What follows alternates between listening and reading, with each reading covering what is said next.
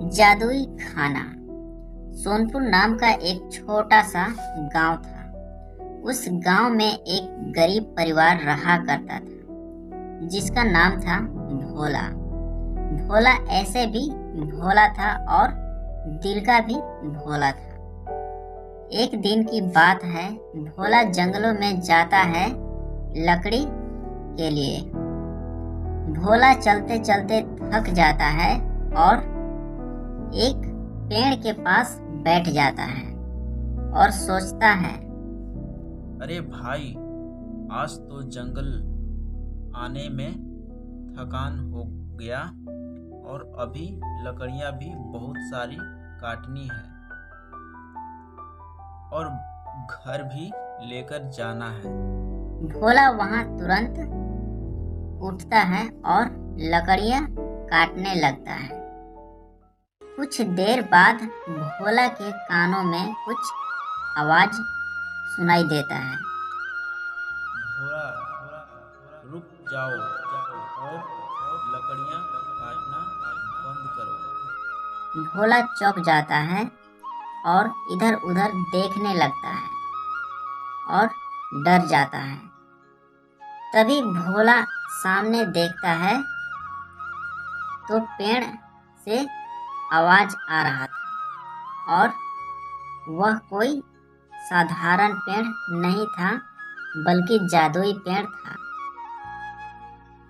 पेड़ तुरंत बोलता है, डरो मत भोला, मैं तुम्हें कुछ नहीं करूँगा। अब मेरा कहना है कि पेड़ को मत काटो। इस पेड़ जंगल का वातावरण भी शुद्ध रहेगा और जंगल में जितने भी जीव जंतु हैं उन्हें भी घर नहीं उजड़ेगा। इसके बदले में तुम जो मांगोगे वो तुम्हें जरूर मिलेगा।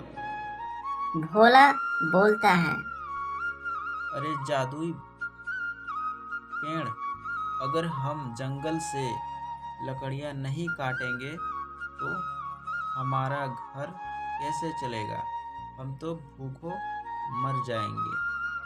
पेड़ बोलता है, भोला, ये सब तुम्हें चिंता करने की कोई ज़रूरत नहीं है। मैं तुम्हें एक जादुई छड़ी देता हूँ। उस जादुई छड़ी से तुम जो चाहो तुम प्राप्त कर सकते हो।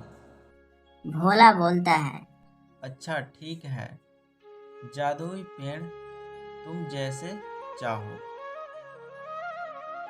फिर जादुई पेड़ एक छड़ी देता है और भोला को, और फिर भोला वहां से घर की ओर चल देता है।